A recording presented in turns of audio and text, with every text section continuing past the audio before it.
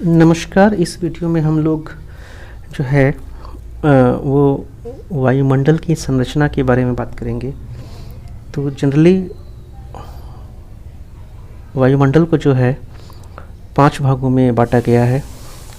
क्षोभ मंडल, समताप मंडल, मध्य मंडल, आयन मंडल और वायुमंडल। ये वायुमंडल की 5 परतें हैं और इन पांचों परतों की प्रॉपर्टीज़ जो है वो क्या क्या है। तो क्षोभ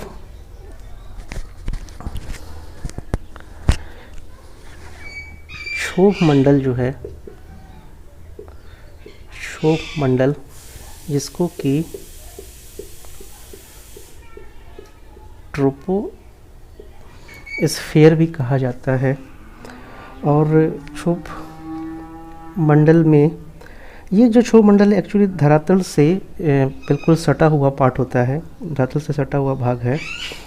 और इसको जो है परिवर्तन मंडल, संवहन मंडल, विक्षोभ मंडल, इन सब नामों से पुकारा जाता है। क्षोभ मंडल की विशेषताओं के बारे में बात करें तो आप जैसे जैसे क्षोभ मंडल के ऊपर जाएंगे इसके तापमान में कमी होती है। ऊपर जाने पर इसका जो तापमान है, तापमान नीचे की ओर जाता है और 165 मीटर पे 1 डिग्री सेंटीग्रेड जो है ये तापमान में कमी होती है, जिसको कि सामान्य ताप पतन दर या नॉर्मल लैप्स रेट जो है ये कहा जाता है। ये एक्चुअली होता इसलिए है कि जो क्षोभ मंडल है वो चूँकि धरातल की सीमा से लगा हुआ है और जो क्षोभ मंडल है वो नीचे से गर्म होता है। पृथ्वी से जो सूरज की किरण वो पृथ्वी पे आती है और वहाँ से जो ऊष्मा निकलती है, क्षोभ मंडल बेसिकली उससे गर्म होता है। तो इसलिए आप जैसे जैसे ऊपर की ओर जाते हैं क्षोभ मंडल में टेम्परेचर जो है ये नीचे गिरता है, और ये इसका दर है 165 मीटर के ऊपर जाने पे जो है इसमें 1 डिग्री सेंटीग्रेड की गिरावट आती है। और मौसम संबंधी जितनी भी घटनाएं होती हैं, बारिश कह लें, गर्मी, जाड़ा, ये मौसम संबंधी सारी घटनाएं जो हैं वो इसी मंडल में होते हैं, क्षोभ मंडल में ही होती है। और क्षोभ मंडल की ऊंचाई में भी बेसिकली भिन्नता पाई जाती है। इसकी जो ऊंचाई है, क्षोभ मंडल की ऊंचाई ध्रुव पे ये 6 से 8 किलोमीटर की होती है और भूमध्य रेखा यानी इक्वेटर के पास ये 18 किलोमीटर होती है। इसकी वजह से जो औसत ऊंचाई है ये 13 किलोमीटर मानी जाती है।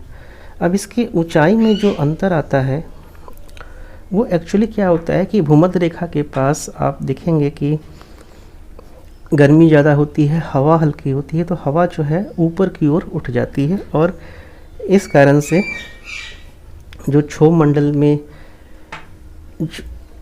भूमध्य रेखा के पास जो क्षोभ मंडल की लंबाई है, ऊंचाई है, वो ज़्यादा होती है। और ध्रुवों पे ऐसा नहीं होता है, वहाँ हवा भारी होती है, नीचे की होती है, तो वहाँ पे जो इसकी हाइट है 6 से 8 किलोमीटर होती है। क्षोभ मंडल की ऊंचाई जो है, अगर हम सीज़न की बात करें तो सीज़न में भी क्षोभ मंडल की ऊंचाई में परिवर्तन आता है। आप देखेंगे कि गर्मी में जो है क्षोभ मंडल की ऊंचाई ये बढ़ जाती है और जाड़े में जो क्षोभ मंडल की ऊंचाई कम हो जाती है। इसका कारण भी तापमान ही है। गर्मी में तापमान ज़्यादा होता है तो क्षोभ मंडल जो है उसकी ऊंचाई बढ़ जाती है, और जाड़े में जो है तापमान कम होता है तो ये नीचे की ओर जो है इसका तापमान नीचे आ जाता है। और इसकी एक और विशेषता है क्षोभ मंडल की कि क्षोभ मंडल में 1 मीटर की जो ऊंचाई है इसमें मौसम विज्ञानी पर्दा स्तर होता है जिसको कि स्टीवेंसन स्तर भी कहते हैं। यहाँ पे जो है इस स्टीवेंसन में इस स्तर पे वायु दाब, तापमान इसका जो है मेज़रमेंट किया जाता है। और इसके अलावा 10 मीटर की ऊंचाई पे जो है वो ब्यूफोर्ट स्तर होता है जहाँ पे कि हवा की दिशा और गति इनको मापा जाता है। जनरली वैसे बताया कि इसकी हाइट जो है 13 किलोमीटर के आसपास है और जाड़े में गर्मी में ये हाइट जो कम होती रहती है। भूमध्य रेखा के पास भी इसकी हाइट घटती बढ़ती रहती है। क्षोभ मंडल की ऊपरी सीमा जो है, क्षोभ मंडल की ऊपरी सीमा को, जो ये वाला पोर्शन है, क्षोभ मंडल की ऊपरी सीमा को क्षोभ सीमा कहा जाता है। और यहाँ पे जो टेम्परेचर है, यहाँ का जो टेम्परेचर है वो -80 डिग्री सी के आसपास होता है। तो ये -80 डिग्री सी जो है ये भूमध्य रेखा के पास होता है और ध्रुव के पास जो है वो -45 डिग्री सेंटीग्रेड के आसपास होता है। ध्रुव के पास ये, इसके पीछे जो रीजन है वो जो हाइट है, क्योंकि भूमध्य रेखा के पास इसकी हाइट जो है वो ज़्यादा होती है, तो जाहिर है कि जैसे नीचे से ऊपर जा रहे हैं तो टेम्परेचर में कमी आएगी। तो हाइट के कारण भूमध्य रेखा पे इसका जो टेम्परेचर है -80 डिग्री के आसपास होता है और ध्रुव के पास जो है इसका टेम्परेचर जो है -45 डिग्री के आसपास हो जाता है। तो ये क्षोभ मंडल के बारे में हो गया। क्षोभ मंडल के बाद जो है, क्षोभ मंडल के बाद समताप मंडल आता है जिसको कि स्ट्रेटोस्फेयर भी कहा जाता है। समताप मंडल, तो जैसे क्षोभ मंडल में आप नीचे से ऊपर जाएंगे तो टेम्परेचर कम होता है, इसमें क्या होता है, समताप मंडल में जो है नीचे से ऊपर जाने पे पहली प्रॉपर्टी तो ये है कि ऊंचाई के साथ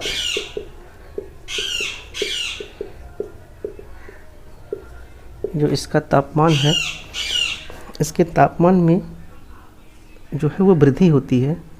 और इसकी मोटाई की बात करें तो इसकी जो मोटाई है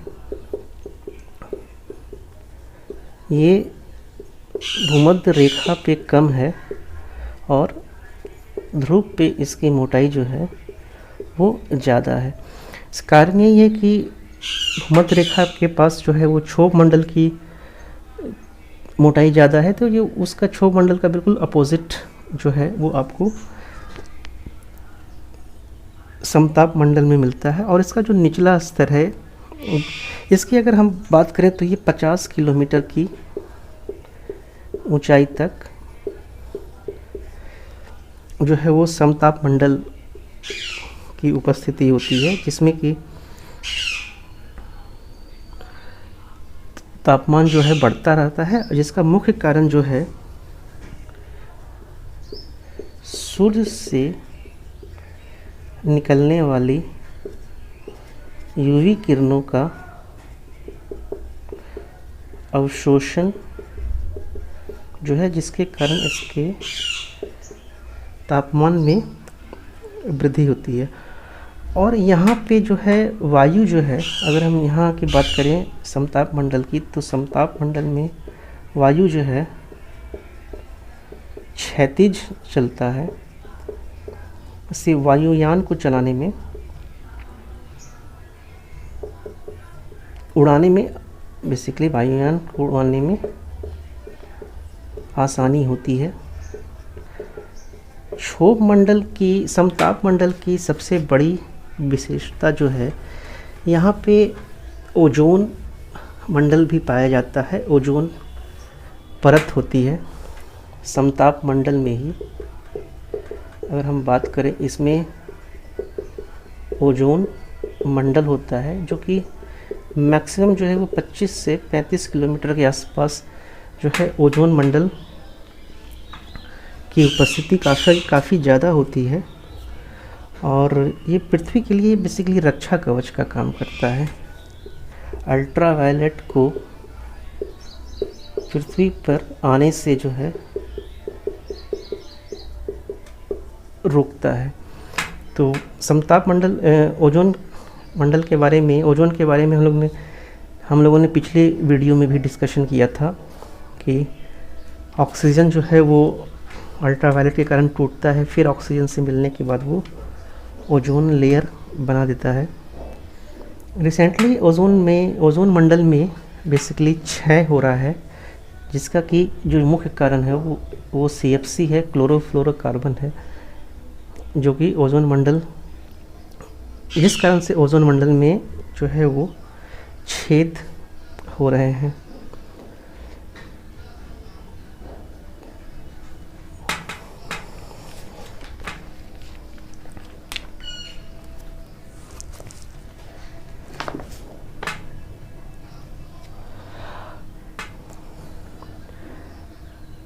समताप मंडल और मध्य मंडल के बीच में हम बात करें तो समताप मंडल और मध्य मंडल के बीच का जो पार्ट है,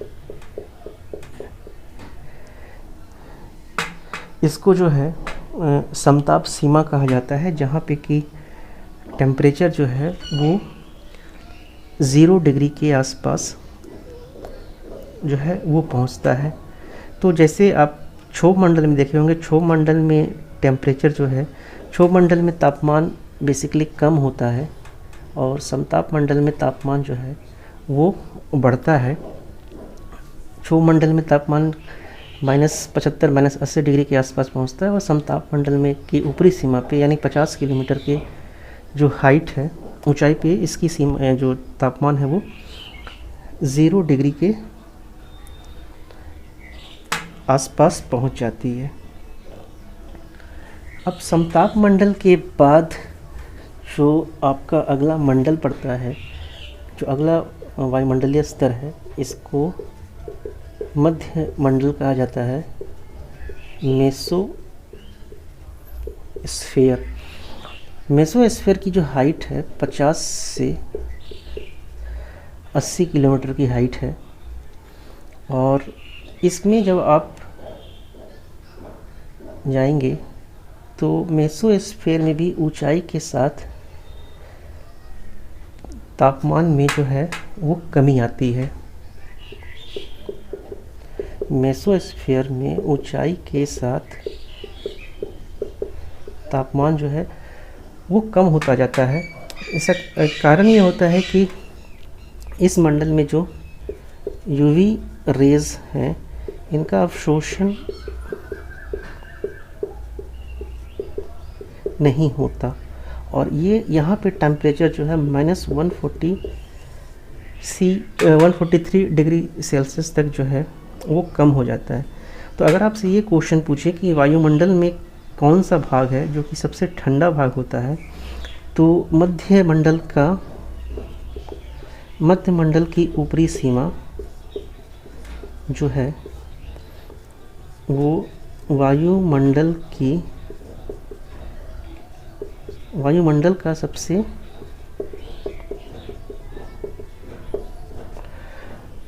ठंडा भाग है। ये आपके मध्य मंडल की प्रॉपर्टी हो गई। अब मध्य मंडल जैसे बताया कि 50 से 80 किलोमीटर तक इसकी हाइट होती है, और इसके बाद जो ये सीमा होती है मध्य मंडल और आयन मंडल के बीच का जो भाग होता है, जिसको कि मध्य सीमा या मेसोपॉज कहा जाता है। अगला जो आपका वायुमंडलीय परत है, जिसको कि आयन मंडल भी कहा जाता है और इसको थर्मोस्फेयर भी कहा जाता है। इसकी जो हाइट है, इसकी ऊंचाई 80 से 400 किलोमीटर के आसपास इसकी हाइट मानी गई है। और इस यहाँ पे जो है आयनों की उपस्थिति होती है। ये आयनों की उपस्थिति होती है अल्ट्रावायलेट, अल्ट्रा यूवी रेस और एक्सरे किरणों का जो बम्बार्डमेंट होता है, और यहाँ के जो मॉलिक्यूल और एटम और मॉलिक्यूल होते हैं वो इसके कारण आयनों में ये टूट जाते हैं। ऊंचाई के साथ इसके भी जैसे जैसे ऊपर जाएंगे ऊंचाई में भी वृद्धि होगी, और इस जैसे से ऊपर जाएंगे इसके तापमान में भी वृद्धि होती है। और इसकी वृद्धि, तापमान में वृद्धि का जो मुख्य कारण होता है वो सोलर रेडिएशन ही होता है। इसके अलावा यहाँ पे जो है अरोरा बोरियालिस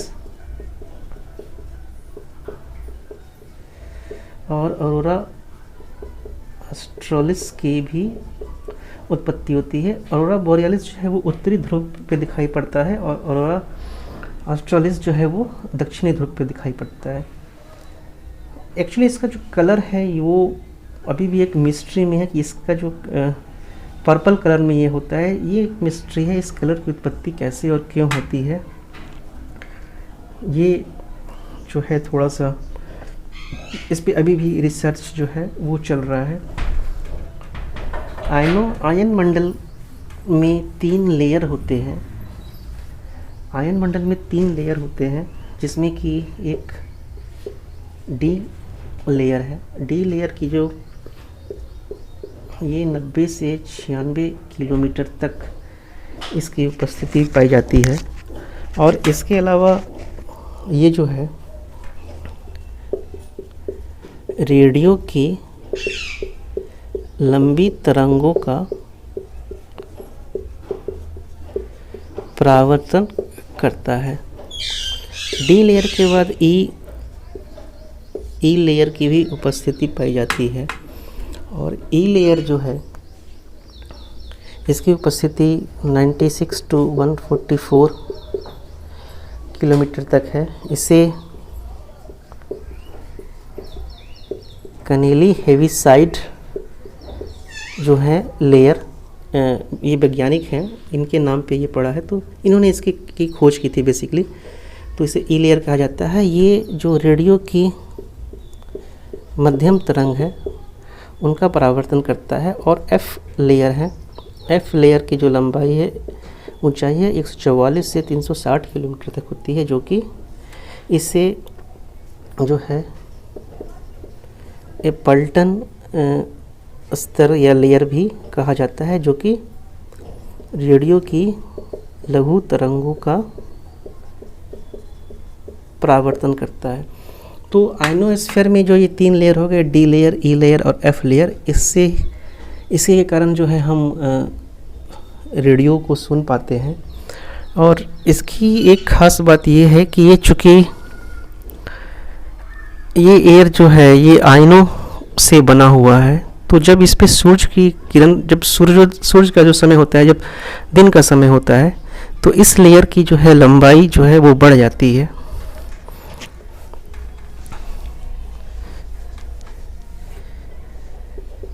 दिन के समय जो आयन मंडल है इसकी लंबाई जो है ये बढ़ जाती है, और रात के समय इसकी लंबाई जो है ये कम हो जाती है। चूँकि आयन मंडल से बताया कि ये सूरज की जो किरणें आती हैं तो वो आयन में एटम और मॉलिक्यूल्स जो है वो आयन में टूटते हैं, तो दिन में ही ऐसा हो सकता है, रात में तो ऐसा होना संभव नहीं है। तो इसकी लंबाई दिन में बढ़ती है और रात में जो है इसकी लंबाई है वो कम हो जाती है। अगला जो आपका लेयर है इसमें बताया कि इसमें टेम्परेचर, इसके बाद मध्यमंडल के बाद जो है टेम्परेचर आपका बढ़ता चला जाता है। आयन मंडल के बाद वायुमंडल की उपस्थिति होती है और वायुमंडल की ऊपरी सीमा